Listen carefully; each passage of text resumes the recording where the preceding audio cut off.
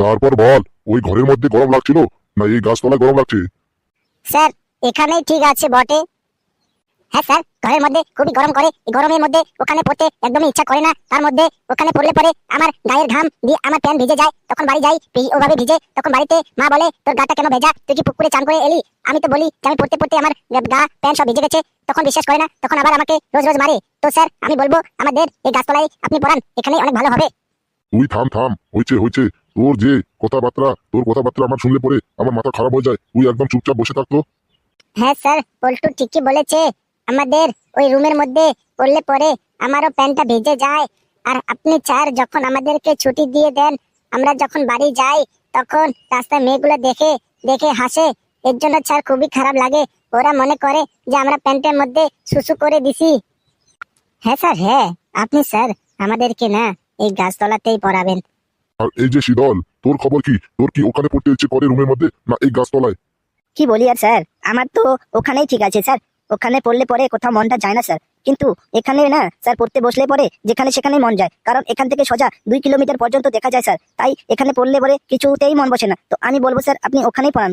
দেখ শীতল, অত পড়াশোনা করে কি আর হবে?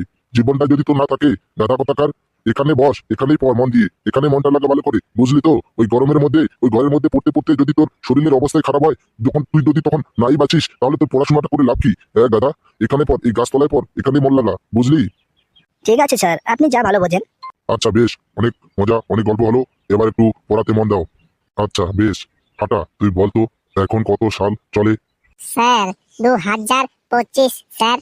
2025, 26, 27, এভাবে 99 এর পরে কত সাল হবে বলতো? স্যার 3000 হবে। ঠিক আছে স্যার, ঠিকই বলেছে স্যার, 3000 হবে। না স্যার, 2100 সাল হবে স্যার। গুড গুড, সাব্বাস কেলটা। তোরা সব কটাই গাধাই আছিস, এখনো কিছুই পারিস না। আচ্ছা পরের প্রশ্ন বলছি। আচ্ছা কেলটা, তুই বলতো আমাদের দেশে বর্তমানে জনসংখ্যা কত? স্যার 32 কোটি। কিভাবে 32 কোটি বলতো? স্যার সরকার বলে 16 কোটি আমার দলে আছে, আর বিরোধী দল বলে 16 কোটি আমার দলে আছে, তাহলে তো স্যার 32 কোটি হলো।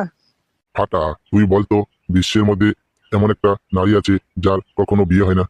স্যার এই কথাটা তো আমাদের বইয়ের মধ্যে লেখা নেই। সব কথাই কি আর বইয়ের মধ্যে লেখা থাকে রে গাধা? স্যার তাহলে আমরা কিভাবে পারবো? স্যার আমি বলবো বটে।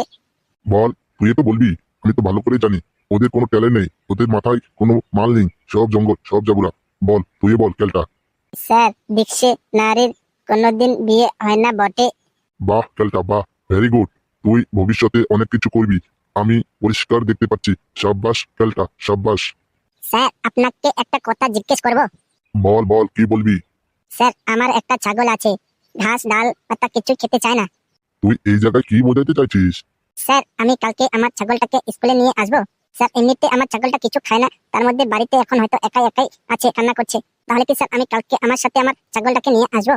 নিয়ে আসবি মানে? স্যার আপনি তো একদিন বলেছিলেন যে কত গরু ছাগলকে আপনি মেরে পিটিয়ে মানুষ করেছেন। তো স্যার আমার ছাগলটাকেও একটু মেরে পিটিয়ে মানুষ করে দিন না স্যার। আমার সাথে ইয়ার কি ফাজলামি করা হচ্ছে না? আমার কিন্তু মাথাটা এমনিতেই গরম আছে, একদম রাগাস না কিন্তু। আমার মাথা যদি একবার খারাপ হয় না, তোকে পিটিয়ে তোর পাছার চামড়া লাল করে দেবো রে। স্যার আমি একটা কথা বলবো বটে। বল বল, কি হয়েছে বল। স্যার আমার পেটটা না স্যার গুড়গুড় করছে স্যার বটে। তো তুই কি বলতে চাচ্ছিস? তুই কি বাড়ি যেতে চাচ্ছিস?